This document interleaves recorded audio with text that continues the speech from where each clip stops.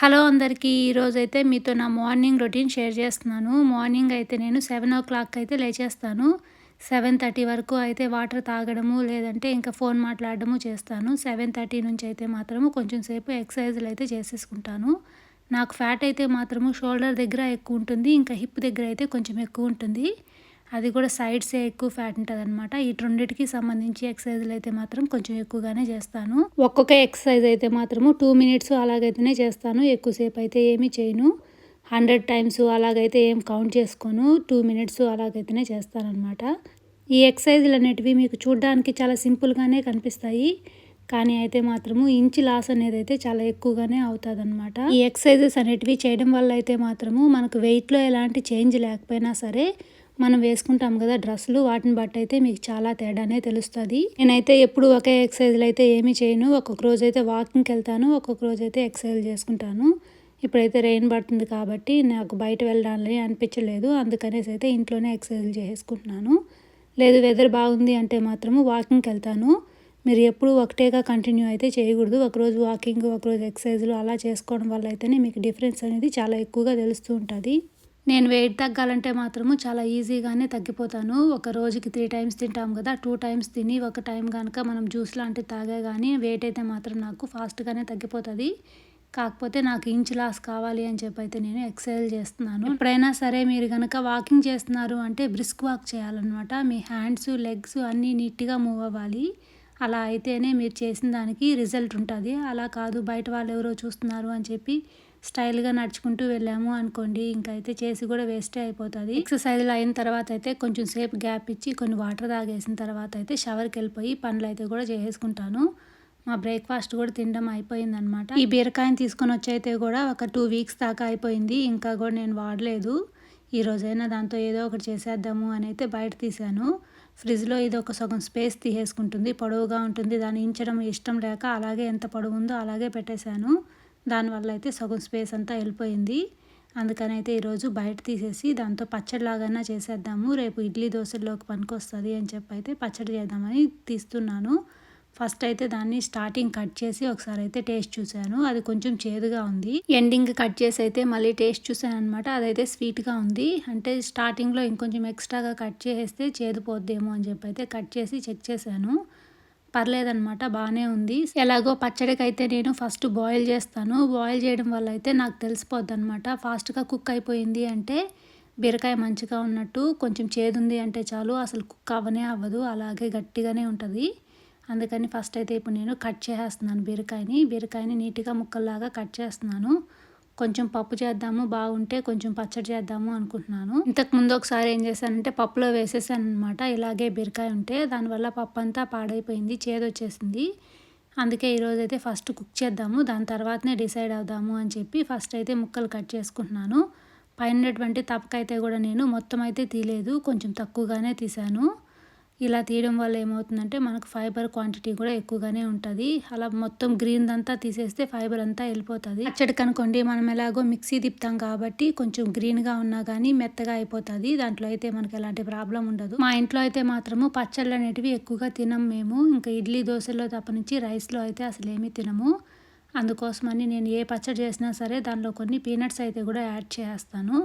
ఇలా peanuts add చేయడం వల్ల అయితే మాత్రము కమ్మటి టేస్ట్ వస్తుంది. మీరు ఇడ్లీ దోశల్లోకి తింటున్నప్పుడు అయితే కూడా చాలా మంచిగా అనిపిస్తుంది. స్టవ్ వెలిగించి ప్యాన్ పెట్టేసుకోండి. దానిలో అయితే కొంచెం ఆయిల్ యాడ్ చేసుకోండి. ఆయిల్ యాడ్ చేసిన తర్వాత బీరకాయ ముక్కలను అయితే కూడా యాడ్ చేసేయండి. బీరకాయ ముక్కలు యాడ్ చేసి మూత పెట్టేసి ఒక మీడియం ఫ్లేమ్లో పెట్టుకొని ఒక 10 మినిట్స్ కుక్ చేసుకోండి. ఈ లోపలైతే బీరకాయ ముక్కలు కూడా ఫాస్ట్గా కుక్ అయిపోతాయి. నాకైతే ఆల్రెడీ బీరకాయ పచ్చడిలో వేయడం కోసం ఒక మసాలా పౌడర్ ఉందన్నమాట. ఇంతకుముందు ఒకరోజు నేను మామిడికాయ ఊరగాయ చేశాను కదా, ఆ పౌడర్ అయితే ఇంకా కొంచెం ఉంది. ఇప్పుడైతే బీరకాయ పచ్చడిలో ఆ పౌడర్ యాడ్ చేసి బీరకాయ పచ్చడి చేసేద్దాము అని చెప్పి అయితే ఫస్ట్ బీరకాయని మాత్రమే కుక్ చేసుకుంటున్నాను. ఇప్పుడైతే బీరకాయ కూడా బాగా కుక్ అయిపోయింది. అంటే నాకు పెద్దగా ఏమీ చేదు అనిపించలేదన్నమాట. అందుకని దీనిలో కొంచెం చింతపండు కూడా యాడ్ చేసుకున్నాను. చింతపండు కూడా యాడ్ చేసి ఇంకొంచెం సేపు అయితే కుక్ చేసుకోండి. కుక్ అయిపోయిన తర్వాత పక్కన పెట్టేసుకోండి. ఎస్టర్డే మిగిలినటువంటి వైట్ రైస్ అయితే మాత్రము చాలా ఎక్కువగానే ఉంది. ఇంకా అంత రైస్ నేను ఒక్కదాన్నే తినలేను, అందరికీ పెట్టేయాలి అని చెప్పి అయితే ఈరోజు నేను వెజిటేబుల్ ఫ్రైడ్ రైస్ అయితే చేసేస్తున్నాను. దీనిలో అయితే ఎగ్స్ కూడా యాడ్ చేసేస్తున్నాను. స్టవ్ వెలిగించి ప్యాన్ పెట్టేసుకోండి. దానిలో కొంచెం ఆయిల్ యాడ్ చేసుకోండి. ఆయిల్ హీట్ అయిన తర్వాత దీనిలో అయితే గార్లిక్ పీసెస్ కొంచెం ఎక్కువగానే యాడ్ చేసుకోండి. మీకు నచ్చితే జింజర్ పీసెస్ కూడా యాడ్ చేసుకోవచ్చు. నేను చేసేటువంటి ఫ్రైడ్ రైస్కి అయితే మాత్రము సాసులు లాంటివి ఏమీ అక్కర్లేదు. చాలా ఫాస్ట్గానే అయిపోతుంది అనమాట. టేస్ట్ అయితే మాత్రము చాలా బాగుంటుంది. ఈ గార్లిక్ పీసెస్ యాడ్ చేసిన తర్వాత కొంచెం సేపు బాగా ఫ్రై చేసేసుకోండి. నా దగ్గర ఎన్ని చెక్క గంటలు ఉన్నా సరే నాకైతే మాత్రము 2 గంటలు అంటేనే ఇష్టం అనమాట. ఆ 2 గంటల కోసం అయితే వెతుక్కుంటూనే ఉంటాను కొంచెం ఎక్కువసేపే. వాటిని ఆల్రెడీ వాడేసున్నా కానీ వాటి గురించే వెతుకుతూ ఉంటాను అనమాట. ఇందాక ఆల్రెడీ బీరకాయ పచ్చడి కోసం 1 గంట వాడేశాను. ఇంకో గంట అయితే నాన్ వెజ్కి మాత్రమే వాడతాను. బీరకాయ పచ్చడి కోసం వాడేసినటువంటి గంట కోసం ఇప్పుడు దాకా వెతుక్కొని ఇంకా అబ్బా దాన్ని వాడేశాను అని అయితే ఇంకో గంట తీసుకొచ్చాను. గార్లిక్ పీసెస్ ఫ్రై అయిన తర్వాత దీనిలో అయితే కొన్ని ఆనియన్స్ కూడా యాడ్ చేసుకోండి. మీరు కావాలంటే స్ప్రింగ్ ఆనియన్స్ అయినా కూడా యాడ్ చేసుకోవచ్చు. నా ప్రాసెస్ అయితే మాత్రము చాలా ఈజీగా ఉంటుంది అని చెప్పాను కదా. నేను ఇంట్లో ఉన్న వాటితో మాత్రమే చేసేస్తాను. వీటి కోసంగా స్పెషల్గా అయితే ఏమీ బయట నుంచి తీసుకొని రాను. ఇక్కడైతే మాత్రం నేను వెజిటేబుల్స్ క్యారెట్ యాడ్ చేసుకున్నాను, క్యాబేజ్ యాడ్ చేసుకున్నాను, బీన్స్ యాడ్ చేసుకున్నాను, బెల్ పెప్పర్ యాడ్ చేసుకున్నాను. మీరు కావాలంటే బ్రోకలీ అయినా కూడా యాడ్ చేసుకోవచ్చు. నాకైతే బ్రోకలీ ఫ్లేవర్ అంత బాగా నచ్చదనమాట. అందుకని అయితే నేను యాడ్ చేయడం లేదు. నేను వెజిటేబుల్స్ అయితే మాత్రము ఎక్కువగానే వాడతాను. ఇప్పుడు ఫ్రైడ్ రైస్ కోసం చేస్తున్నాను కాబట్టి కొన్ని వెజిటేబుల్స్ ఎక్కువగానే యాడ్ చేశాను. మీరు తీసుకునేటువంటి రైస్ క్వాంటిటీకి అయితే డబుల్ ఉండాలన్నమాట వెజిటేబుల్స్ అనేటివి. మీరు ఎంత రైస్ తీసుకుంటారో దానికి ఈక్వల్ క్వాంటిటీలో అయితే ప్రోటీన్ ఉండేలాగా చూసుకోండి. ఈరోజు ఫ్రైడ్ రైస్కి అయితే నేను ఎగ్ వాడుతున్నాను. మీరు కావాలంటే చికెన్ అయినా కూడా యాడ్ చేసుకోవచ్చు. ఈ వెజిటేబుల్స్ అనేటివి కొంచెం ఎక్కువ క్వాంటిటీలో ఉన్నాయి కాబట్టి మనం ఆయిల్ అనేది తక్కువగా యాడ్ చేస్తాం కదా, అవి అంత బాగా ఫ్రై అవ్వవు. అందుకనేసి అయితే మూత పెట్టేసి కొంచెం సేపు కుక్ చేసేసాను. ఇప్పుడైతే దీనిలో మీరు సాల్ట్ కొంచెము, పెప్పర్ పౌడర్ కొంచెం అయితే కూడా యాడ్ చేసుకోండి. కొంచెం జీరా పౌడరు, కొంచెం ధనియా పౌడర్ అయితే కూడా యాడ్ చేసుకోండి. ఈ పౌడర్స్ అయితే మాత్రం ఎక్కువగా యాడ్ చేయొద్దు, లైట్గానే యాడ్ చేసుకోండి. యాడ్ చేసి ఒకసారి అయితే వీటిని బాగా మిక్స్ చేసుకోండి. మీ దగ్గర కనుక బేసిల్ లీఫ్ పౌడర్ అలాంటిది ఏదైనా ఉంటే మాత్రము కొంచెం యాడ్ చేసుకోండి. దీనివల్ల అయితే కొంచెం మంచిగా ఫ్లేవర్ వస్తుంది. కొంచెం పౌడర్ యాడ్ చేసి కూడా ఒకసారి అయితే బాగా మిక్స్ చేసుకోండి. ఈ వెజిటేబుల్స్ అనేటివి అయితే మాత్రము మీకు 75% కుక్ అయితే చాలు, అంతకన్నా ఎక్కువసేపు అయితే కుక్ చేసుకోవాల్సిన అవసరం లేదు. ఇప్పుడు వీటన్నిటిని ఒకసారి బాగా మిక్స్ చేశాను. దీనిలో అయితే నేను బాయిల్ చేసినటువంటి రైస్ అయితే కూడా యాడ్ చేస్తున్నాను. రైస్ యాడ్ చేసుకున్న తర్వాత అయితే కొంచెం సాల్ట్ యాడ్ చేసేసుకొని ఒకసారి అయితే బాగా మిక్స్ చేసుకోండి. ఎక్కువసేపు అయితే మిక్స్ చేయాల్సిన అవసరం లేదు, కొంచెం సేపు మిక్స్ చేయండి సరిపోతుంది. ఇప్పుడు మూత పెట్టేసి అయితే కొంచెం సేపు పక్కన పెట్టేసుకోండి. నేను తినే ముందు అయితే మాత్రమే స్క్రాంబుల్డ్ ఎగ్స్ చేసుకొని అయితే దీనిలో యాడ్ చేస్తాను. ఇప్పుడే ఎగ్స్ యాడ్ చేసి పెట్టేస్తే నాకు ఎగ్ స్మెల్ అంతగా నచ్చదనమాట. అందుకని అయితే నేను తినే ముందే యాడ్ చేస్తాను. ఈరోజు నేను కూడా తింటున్నాను కాబట్టి అయితే కొంచెం డిఫరెంట్గా చేస్తున్నాను. ఒక ప్యాన్లో కొంచెం ఆయిల్ యాడ్ చేసుకోండి. ఎగ్స్ని అయితే బ్రేక్ చేసి యాడ్ చేసి కొంచెం మిక్స్ చేస్తూ కుక్ చేయండి. అప్పుడైతే మీకు ఎగ్కి కలర్ ఏమీ రాదనమాట, నీట్గా కుక్ అవుతూ ఉంటుంది. తర్వాత అయితే దీనిలో కొంచెం సాల్ట్, పెప్పర్ కూడా అయితే యాడ్ చేసుకోండి. మీరు కావాలంటే ఫస్ట్ ఎగ్స్లోనే సాల్ట్, పెప్పర్ పౌడర్ మిక్స్ చేసైనా కూడా ఇలా చేసుకోవచ్చు స్క్రాంబుల్డ్ ఎగ్స్. ఇలా పైన యాడ్ చేయడం వల్ల అయితే నాకు అక్కడక్కడ పెప్పర్ పౌడర్ కనిపిస్తూ ఉంటుంది, చూడడానికి బాగుంటుంది అని చెప్పి అయితే నేను పైన యాడ్ చేశాను. స్క్రాంబుల్డ్ ఎగ్స్ కూడా రెడీ అయిపోయాయి చూడండి. ఇప్పుడైతే నేను తినే ముందు మాత్రమే ఎగ్స్ని దీనిలో రెండింటిని కలిపేస్తూ ఉన్నాను. ఇప్పుడు ఎండాకాలం కాబట్టి మనము వంట చేసి పెట్టేసి ఒక 1 అవర్ 1.5 అవర్ అయినా సరే కొంచెం హీట్గానే ఉంటున్నాయి కర్రీస్ కానీ రైస్ కానీ. ఇంతకుముందు వింటర్లో అయితే మాత్రము 1 అవర్ కాదు, హాఫ్ అన్ అవర్కే చల్లగా అయిపోతూ ఉండేటివి. స్క్రాంబుల్డ్ ఎగ్స్ కూడా ఈ ఫ్రైడ్ రైస్లో యాడ్ చేసి ఒకసారి అయితే బాగా మిక్స్ చేసుకోండి. మిక్స్ చేసుకుంటే ఇంకా ఫ్రైడ్ రైస్ కూడా రెడీ అయిపోతుంది. దీనిలో అయితే నేను సాస్లు ఏమీ యాడ్ చేయలేదు, కాకపోతే టేస్ట్ అయితే మాత్రము చాలా బాగుంటుంది. ఇటు సైడ్ అయితే నా వంట నేను చేసుకుంటూ ఉన్నాను, అటు సైడ్ మా అమ్మాయి చేసినటువంటి వంట ఇది. ఈరోజు నేను ఫ్రైడ్ రైస్ చేయడం కోసం అయితే క్యాబేజ్ తీసాను బయటికి. దానిపైనటువంటి లేయర్స్ అన్నిటినీ తీసుకొని అయితే సన్నగా కట్ చేసుకుంది. ఫ్రిడ్జ్లో ఉండేటువంటి సాసులన్నిటినీ అయితే డ్రెస్సింగ్ లాగా యాడ్ చేసి ఒక సలాడ్ లాగా తయారు చేసేసింది. ఆమె ప్లేట్లో పెట్టి నీట్గా పక్కన పెట్టింది అనుకోండి, ఎవరన్నా తెలియని వాళ్ళు ఇంటికి గెస్ట్లు వచ్చారు అంటే చాలు ఇదేదో నిజమైన రెసిపీ ఏమో తినేవచ్చేమో అనేసి అయితే మాత్రము గ్యారంటీగా తినేస్తారు. మా ఫ్రిడ్జ్లో ఉన్నటువంటి సాసులన్నీ అయిపోయాయి. నా కిచెన్ మొత్తము మెస్ అయితే అయిపోయింది. ఇప్పుడైతే నేను దీన్నంతా నీట్గా క్లీన్ చేసుకోవాలి. ఫస్ట్ అయితే గిన్నెలన్నీ కడుక్కోవాలి, దాని తర్వాత మాత్రమే కౌంటర్ టాప్ అంతా నీట్గా తుడిచేయాలి. నేను చిన్నప్పుడు అయితే నేను వంట చేసుకోవాలి, ఆమెను చూసుకోవాలి కాబట్టి అప్పుడు ఏం చేసేదానంటే కొన్ని వెజిటేబుల్స్ ఆమెకు ఒక బౌల్లో వేసి ఇచ్చేదాన్ని, ఒక గంట ఇచ్చేదాన్ని అనమాట. నేను ఇక్కడ వంట చేసుకుంటూ ఉంటే ఆమె అక్కడ కింద కూర్చొని వాటిని మిక్స్ చేసుకుంటూ ఉండేది.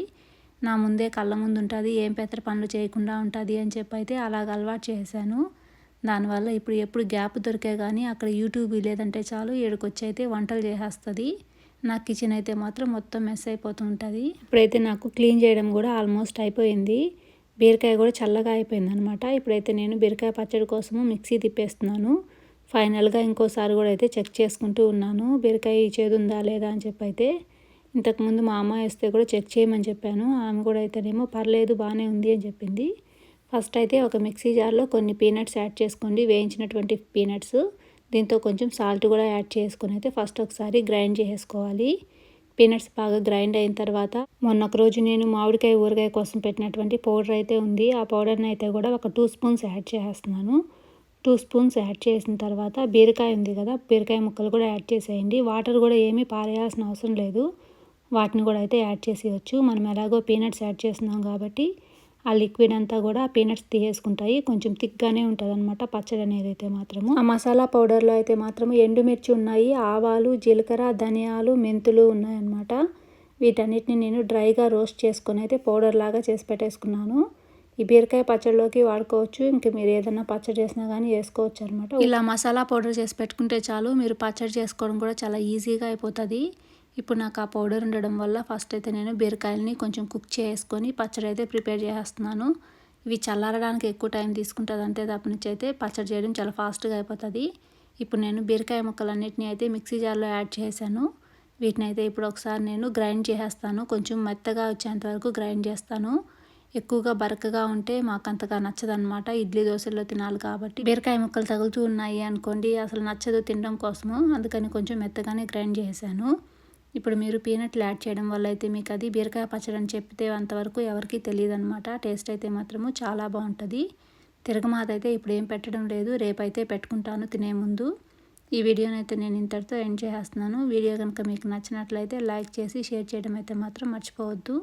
Thank you so much for watching అండి. మరో మంచి వీడియోతో మీ ముందుకు వస్తాను. అంతవరకు సెలవు, బాయ్.